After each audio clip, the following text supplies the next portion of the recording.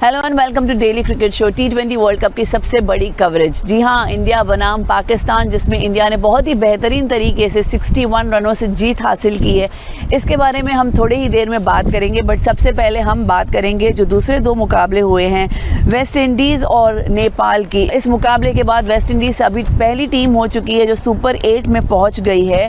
नेपाल ने पहले बल्लेबाजी करते हुए 133 का स्कोर बनाया और मुकाबले में वेस्ट इंडीज़ ने बहुत ही बेहतरीन तरीके से जवाब दिया। अगर हम दीपेंद्र सिंह की बात करें तो दीपेंद्र सिंह ने 47 बॉल्स में 58 रन्स बनाए और वो नेपाल के टीम के दूसरे खिलाड़ी बन गए हैं जिन्होंने इतिहास रचा है 50+ स्कोर बनाने का।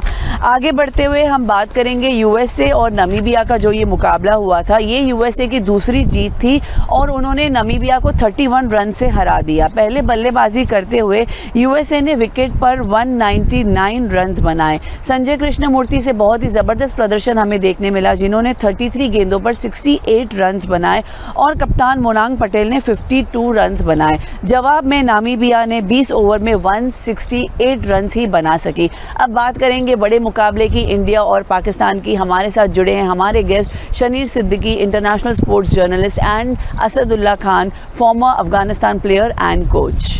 Hello and welcome to the show sir. India और पाकिस्तान का बहुत ही बड़ा मुकाबला, हालांकि 175 का स्कोर इंडिया ने बनाया। कितने सहमत है आप इस स्कोर से? और अगर हम बात करें पावर प्ले से लेकर डेथ ओवर्स तक, क्या ये रन रेट पाकिस्तान से बेहतर रहा और क्या यही टर्निंग पॉइंट था? देखिए संजीवनी, टर्निंग पॉइंट तो वहाँ होता है जब मुकाबला बराबर का चल रहा हो, कुछ एक ऐसा इंसिडेंट हो गया, एक विकेट गिर गया या एक ओवर अच्छे स्कोर हो गए, तो उसको टर्निंग पॉइंट कहा जाता है। हाँ। यहाँ तो मुकाबला दूर दूर तक कहीं आसपास ही नहीं था, वन साइडेड था। तो इसलिए टर्निंग पॉइंट जैसा तो कुछ था ही नहीं। हाँ, इंडिया ने जो स्कोर किया डेफिनेटली 190-200 हो सकता था, एक्सपेक्टेशन से थोड़ा सा कम था। हाँ। लेकिन अगेन जब सामने पाकिस्तान की बैटिंग लाइनअप हो जिससे कोई खतरा नहीं था, हाँ। क्योंकि पाकिस्तान की बैटिंग लाइनअप ने कोई कमाल नहीं किया अभी तक इस टूर्नामेंट में। सही बात। तो इसलिए वो स्कोर बहुत अच्छा डिफेंडिंग स्कोर था, इंडिया ने बहुत आसानी से डिफेंड भी कर लिया। तो डेफिनेटली मतलब it's a flavour of Pakistani batting first, bowling second. क्या कहते हैं सर आप? अब मेरे ख्याल से इंडियन टीम को जो एक्सपेक्टेशन थी कि पाकिस्तान थोड़ा सा अच्छा खेलेगा, वो एक्सपेक्टेशन भी गलत थी इंडियन टीम की। क्योंकि मेरे ख्याल में वर्ल्ड कप के बाद इनको दोबारा रीऑर्गेनाइज करना चाहिए और उनको बहुत ज़्यादा मैचेस एसोसिएट कंट्री से खेलने चाहिए ताकि इनको थोड़ी सी जीत मिले, जिससे इनका टीम बिल्डिंग हो। डोमेस्टिक क्रिकेट देखिए, उसने शो किया कि इट्स अ ज़ीरो। उनके कोचेस, उनके जो स्ट्रक्चर है, उनका जो एजुकेशनल सिस्टम है, उस सब को देखते हुए ऐसे हारना पाकिस्तान से और इतनी मुश्किल से नेदरलैंड से हारना, तो इसका ये मतलब है कि वो सारा सिस्टम जो है वो आपका फ्लॉप है। बिल्कुल सिस्टम फ्लॉप है और उसके लिए जिम्मेदार सीधे सीधे बोर्ड और बोर्ड के मालिक मोहसिन नकवी। एग्जैक्टली, इसमें कोई दो नहीं। क्योंकि आप देखिए ना, इंडिया ने जब स्टार्ट लिया, एक तो सबसे पहले एक टॉस जीत के उन्होंने बॉलिंग लिया। क्या सोच के बॉलिंग लिया मुझे समझ में नहीं आ रहा क्योंकि मैच के पहले थोड़ी सी हल्की सी बूंदाबांदी हो गई थी। उसके बाद एक रिकॉर्ड भी था कि अभी तक इस टूर्नामेंट में इस पिच पे पहले 3 मैचेस में जिसने पहले बैटिंग किया वो जीता है। तो क्या वजह रही होगी कि जो है वो आगा साहब ने जो है वो बॉलिंग ले ली और पहला ओवर भी किया। हाँ, पहले बॉल भी किया। शायद उन्होंने पहला ओवर करने के लिए बॉलिंग ली था। लेकिन ओवरऑल ये तो एक जोक था, लेकिन ओवरऑल मेरे ख्याल में उन्होंने ये सोचा था कि अगर बीच में कोई बारिश हो गई और उसका हमें एडवांटेज मिले, ओवर्स कम हुए एग्जैक्टली, क्योंकि लेकिन अगर कलेक्टिवली देखा जाए तो वेरी बैड डिसीजन था। इंडिया का जो वेरी स्ट्रॉन्ग पार्ट है। इंटरनेशनल मैच बॉलिंग के भरोसे नहीं, बारिश के भरोसे नहीं खेलते ना आप, तो बॉलिंग और बैटिंग के भरोसे खेलते हैं। एक्चुअली क्या है, देखिए वो 2 भरोसों से खेले। सबसे पहले उन्होंने ना किया, वो एक अच्छा डिसीजन था। वैसे आज वो सोच रहे होंगे कि जो ना किया था वही कंटिन्यू कर दिया होता तो वो इज्जत तो बच जाती कम से कम। हाँ, वही ठीक था। लेकिन दूसरे नंबर पर वो ये सोच रहे थे कि बारिश हो जाए। अगर आप देखें, बारिश नहीं हुई, सलमान आगा ने पहला ओवर कर दिया। इसका ये मतलब है कि वो प्रिपेयर्ड ही नहीं थे।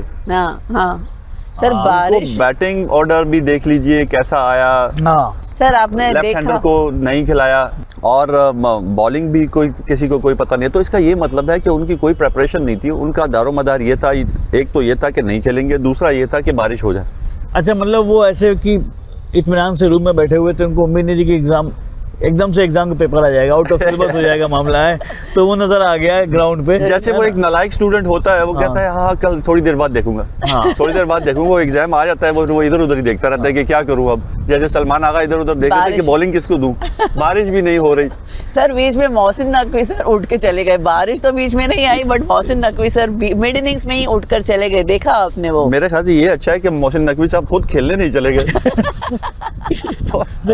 तो अब यही हो सकता था कि वो खुद ही चले जाए कि मुझे क्योंकि दे दो। मोहसिन नकवी साहब जानते थे कि मैच के बाद बहुत गालियां पड़ने वाली हैं, इसलिए मैं भाई चला जैसे जाता पिछली हूँ। बार दुबई में पड़ी थी उनको गालियां, उनके अपने लोग गालियां बक रहे थे, इसलिए वो मैच छोड़ के चले गए। हाँ। क्योंकि देखिए इंडिया की it's not about the preparation, overall team हर वक्त जो है ना वो जीतने के मोड में है। हाँ पहला विकेट अभिषेक का 0 पे गिर गया, हाँ। बहुत बड़ा सेटबैक था वो टीम के लिए, लेकिन फौरन ही अगले ओवर से जो है तिलक वर्मा ने जो है वो पिकअप ईशान किशन सर, ईशान किशन, हाँ sorry, yes, Ishan yes, Kishan ने yes। जो है वो पारी संभाल ली। जी हाँ तो वो उसके बाद उसने ताबड़तोड़ रन लगाए। हाँ उसके बाद कौन सा पता, शाहीन शाह अफरीदी 15 रन एक ओवर में। उसके बाद शाहीन शाह अफरीदी को बॉलिंग भी नहीं दिया उन्होंने अगले ओवर में, फिर लास्ट में जाके बॉलिंग दिया जहाँ फिर वो पिटे। तो जो एक पाकिस्तान का जो पावर स्क्रीन था ना, शाहीन शाह अफरीदी आएंगे और बॉल लेफ्ट जाएगी, राइट जाएगी, इन स्विंगर आउट स्विंगर, सब कुछ फेल हो देखिए गया। मुझे तो सिर्फ पाकिस्तानी टीम या सिस्टम के को फेलियर नहीं लगता है, लेकिन अगर आपने देखा है उनके जो एक्स क्रिकेटर्स हैं जो टीवी पे बैठ के कुछ, मुझे उनकी कोई डिस्कशन भी कंस्ट्रक्टिव नज़र नहीं आई। तो उनका तो पूरा डिस्कशन पॉइंट ही यही था ना कि इंडिया बीसीसी ने वो इंडिया ने कब्जा कर लिया है इंटरनेशनल क्रिकेट काउंसिल के ऊपर, मैच नहीं खेलना है, क्यों नहीं खेलना है, बांग्लादेश को ले आए। उन्होंने कहीं ये टीम स्ट्रक्चर, डोमेस्टिक क्रिकेट, इस पर कोई नहीं बात किया। बिल्कुल सही बात कर रहे हैं, कहीं किसी डिस्कशन में यह बात ही नहीं होती है। देखिए इतना इतना इतना बेकार और इतना बेकार डिस्कशन जो टीवी पे वो क्रिकेटर्स कर रहे होते हैं। अब देखिए जैसे शहनशाह अफरीदी खेल रहा है, उसके पीछे बैकअप शाहिद अफरीदी शाहिद है, अफरीदी है, हाँ। उसके बाद शादाब है, शादाब भी वैसे ही खेल रहा है, हाँ। जिसके पीछे सकलैन मुश्ताक है। तो सारी टीम ऐसे पीछे बैठने वाले वही खिला रहे हैं। तो इसमें टैलेंट आपको नजर नहीं आएगा, इसमें कोई गरीब का बच्चा नहीं आएगा खेलने के लिए। हाँ इसमें टैलेंटेड ना तो उसको डोमेस्टिक में जगह मिल पाएगी, ना तो उसको इनके हाई परफॉर्मेंस सेंटर में जगह मिल पाएगी आसानी से। वही क्रिकेटर हैं जो एक्स क्रिकेटर हैं, जो वो बोलेंगे, जिसके फेवर में बोलेंगे वही टीम में खेलेगा और टीम की परफॉर्मेंस ये होगी जो आज। वैसे ये जो 61 रन से कल इंडिया जीता है, ये 61 runs। T20 में रनों के लिहाज से इंडिया की सबसे बड़ी जीत है, सबसे बड़ी जीत है ऊपर। हाँ। पाकिस्तान के लिए। सर ईशान किशन ने जो कल पारी खेली है, क्या ये उनका एक बेस्ट परफॉर्मेंस माना जाएगा कि still we are yet to see और अच्छे बड़े ताकत से आएंगे ईशान किशन? नो डाउट उन्होंने बहुत बेहतरीन तरीके से साबित किया है अपने आप को। देखिए उनका ये रोल था हाँ जो उन्होंने करना ही था। हाँ। बिल्कुल, अभिषेक शर्मा कहीं ना नहीं कहीं कर- अब वो प्रिपेयर्ड हो गए हैं कि अभिषेक Exactly। कंसेक्यूटिवली 3-4 बार अभी डक पे आउट हुए हैं। देखिए अभिषेक नहीं करेगा तो वो करेगा। हाँ। लेकिन मुझे जो अच्छा लगा, जो कैलकुलेटेड इनिंग्स जो सूर्या कुमार यादव ने खेली, हाँ that was a fantastic, very mature, हाँ वेरी कैलकुलेटेड। देखिए हम कल ही बात कर रहे थे कि 170 to 180 रन जो है यहाँ पर एक बड़ा टोटल है, बड़ा एक अच्छा टोटल, टोटल बिल्कुल। है। हाँ। तो जैसे कैलकुलेटेड उन्होंने 170 और 180 के बीच में स्कोर को लाके खड़ा कर दिया था, तो मैच तो वो 60% to 65% वहीं पर जीत गए थे। लेकिन उसके बाद जो बुमराह ने आके बता दिया कि हाँ। आप ये लेवल बहुत छोटा है, आप लोग कुछ और सोच रहे हैं, हाँ। 170 तक नहीं जाएंगे, वो 100 से भी नीचे आउट होने वाला है। एक्चुअली उस हाँ। एक सिचुएशन ऐसी बन गई थी कि ऑलमोस्ट 100 के अंदर ही वो काफी जनों ने हाँ। प्रेडिक्ट किया था कि 99-100 में गेम खत्म हो जाएगा। लेकिन पता है, ईशान किशन के साथ में तिलक वर्मा ने भी जो है जो सपोर्ट किया उसको हाँ, पूरी हाँ। इनिंग। आप देखिए ईशान किशन को लगातार मौके मिल रहे थे, तिलक वर्मा स्ट्राइक पे नहीं आ रहे थे। समहाउ वो देख रहे थे कि ईशान किशन अभी फॉर्म में है, हाँ बाउंड्री पे बाउंड्री मारे जा रहे, हाँ। तो उन्होंने पूरा वो जो रोल होता है ना सपोर्टिंग एलिमेंट का, और 87 रन उन्होंने साथ में मिलकर बनाया। हाँ, हाँ। तो वो तिलक वर्मा का रोल ही बहुत इंपॉर्टेंट है वहाँ पे। अगर मान लीजिए दूसरे एंड से विकेट गिर रहे होते, ईशान किशन क्या कर लेते? देखिए मैं तो यही कहूँगा कि इंडियन टीम का जो रोल डिस्ट्रीब्यूशन है और उस रोल का एग्जीक्यूशन है, वो दूसरी टीम्स को इनसे सीखना चाहिए कि कैसे एक प्लेयर अपने रोल पर प्रिपेयर्ड होके आता है। तो आप थ्रू आउट टूर्नामेंट सीरीज़ देख लीजिए, उठाकर कोई भी कुछ देख लीजिए, हर कोई अपने रोल पे कंसिस्टेंट रहा है और अपने रोल पे खेल रहा है। अगर हम ऐसे पाकिस्तान की टीम को देख लें तो उनका कोई रोल नहीं है। अगर इस वर्ल्ड कप में हम अफगानिस्तान को भी देखें तो वहाँ पे भी कहीं ऐसा ही लेक हो रहा है कि रोल डिफाइन नहीं हो रहा है। उस रोल पे आपको तो सालों 6 महीने, क्योंकि वर्ल्ड कप है, 6 से 7 महीने 8 महीने उस रोल पे काम लगातार काम करना होता है। हाँ। उस पे काम करना होता है। तो जब आप एंड टाइम पे कुछ चेंज कर देते हैं तो उसका ये मतलब है कि कॉन्फिडेंस ही नहीं है, और ना ही उस रोल पे काम हुआ है, ना ही उस प्लेयर पे कॉन्फिडेंस है। नहीं, काम तो बिल्कुल जैसे अब ईशान किशन ही है। अगर हम लोगों को याद होगा, ईशान किशन काफी टाइम तक टीम के बाहर थे। उसमें डिसिप्लिनरी इशू भी था, काफी उन्होंने जो है ब्रेक ले लिया था, वो दुबई में घूम रहे थे, उन्होंने वीडियो डाल दिया ट्रेडमिल का, है ना। तो उस पर जो है वो एक्शन हुआ उनके ऊपर, टीम से बहुत दिन तक बाहर रहे, सेंचुरी मारने के बाद भी बाहर रहे। लेकिन अब उनका कमबैक हुआ है, तो शायद वो भी चाहते हैं कि अब इस बार कोई गलती ना हो मुझसे, अपनी अहमियत बना के रखूं और लंबे टाइम तक टीम में बना रहूं। देखिए, मुझे तो अच्छा लगा जब युवराज सिंह के लिए एक प्लेयर यहाँ आए अपनी वीकनेस पे काम करने के लिए। तो इंडियन प्लेयर्स कहीं ना कहीं अच्छा, युवराज सिंह शारजा है। एग्जैक्टली अब आपकी कमेटी में यहाँ अकेडमी में आ गया? अरे अकेडमी ग्राउंड में, स्टेडियम में उन्होंने इंडियन प्लेयर के साथ प्रैक्टिस किया। तो देखिए, मैं ये मिसाल इसलिए दे रहा हूँ कि हर प्लेयर अपने रोल के लिए कितनी मेहनत कर रहा है कि वो कहीं भी जाके, कहीं भी कोई इन्फॉर्मेशन है, कहीं भी कुछ सीखने को मिलता है तो वो सीखते हैं, उनमें कोई ईगो नहीं है।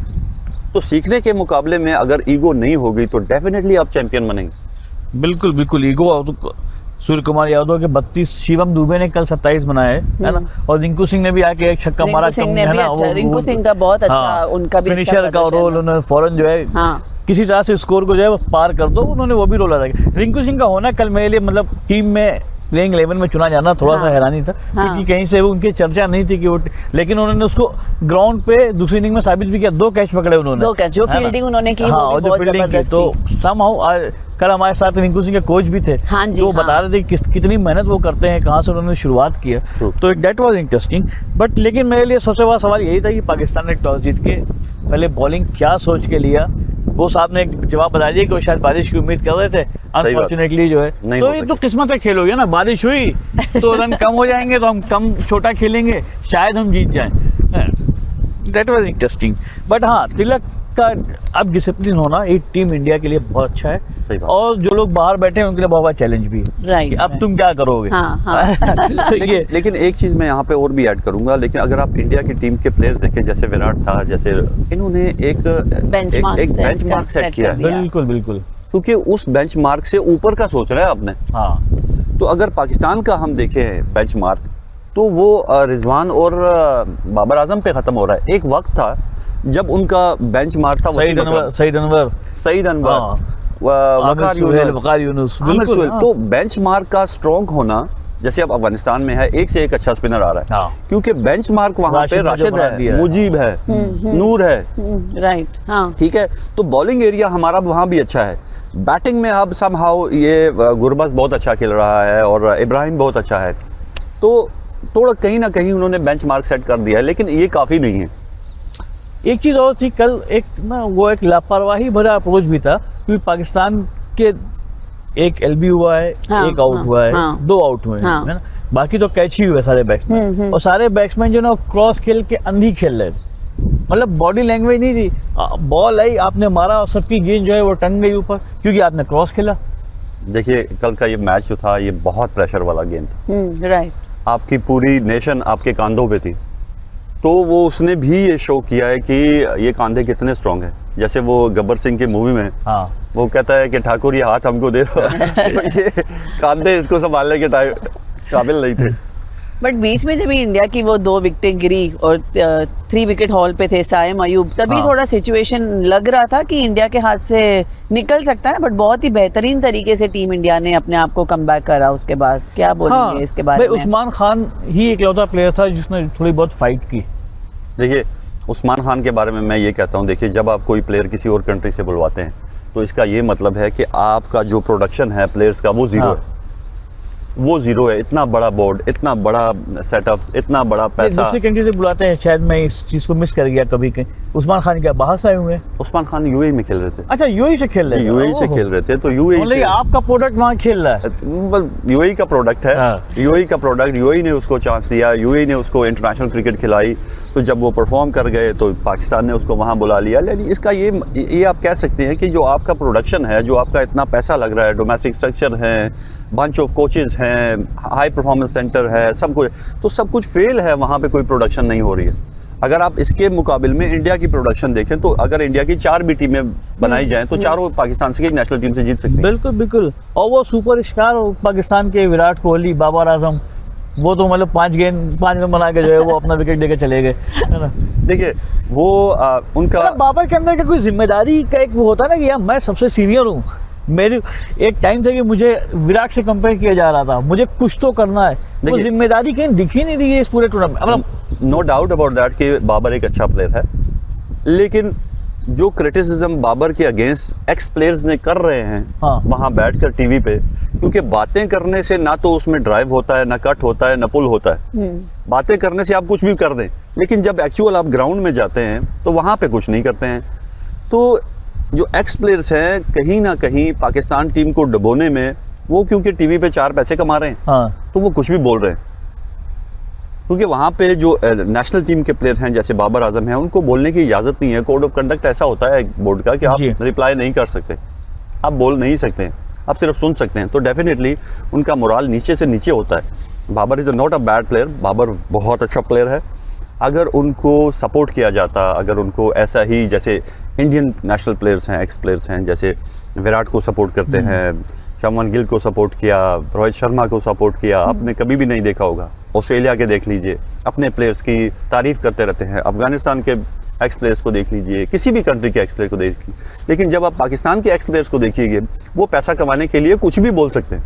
दूसरा उनको अपने भतीजों को भी तो सेट करना है ना, वंजो भतीजों को टीम में, है ना भाई। वो इंजमाम का भी एक वो पीसीएल में खेल रहा था, वो यहाँ भी खेलने आया था रिलेटिव, तो वो भी एक बड़ा बड़ा मसला है पाकिस्तान के साथ। एक बात थी जो जितना हुआ था उस्मान तारिक का, उस्मान तारिक ने अपने आप को कहीं ना कहीं जस्टिफाई किया।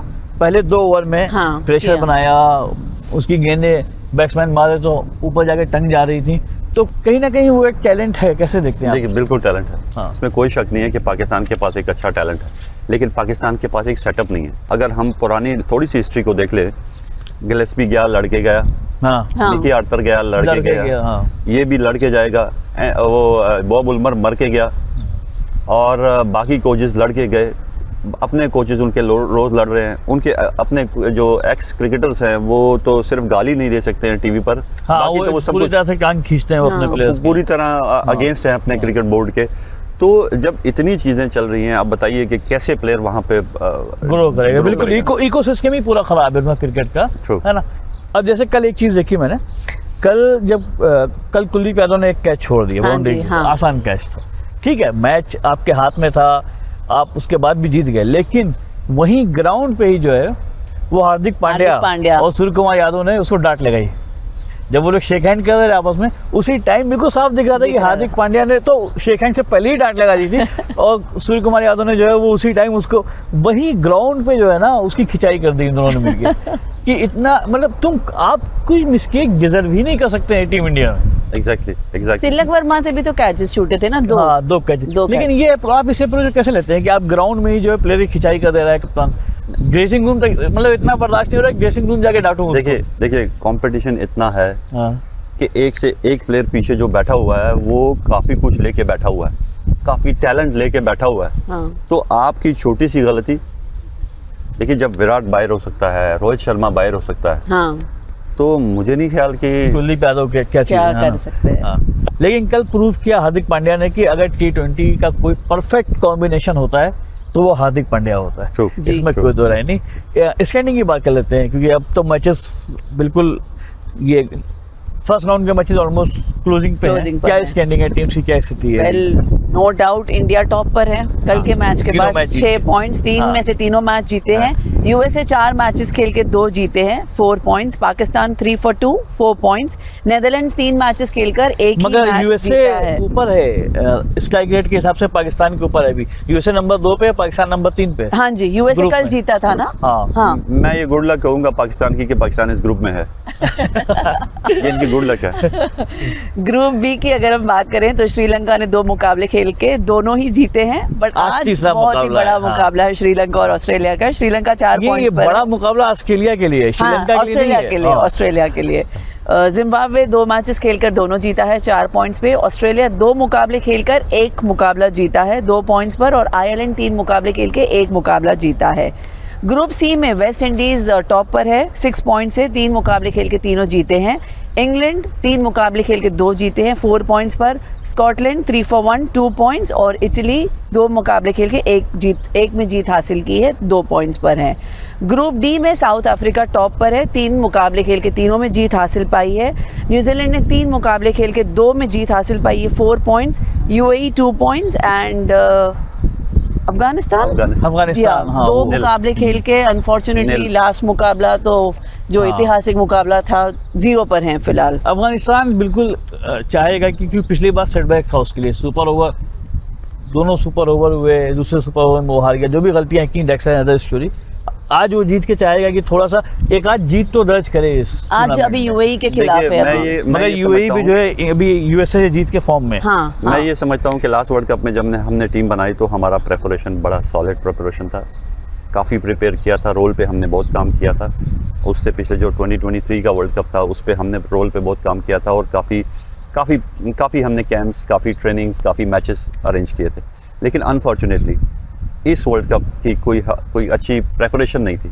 हमें कोई बायलैटरल सीरीज नहीं मिली सिवाय वेस्ट इंडीज़ के एट द एंड।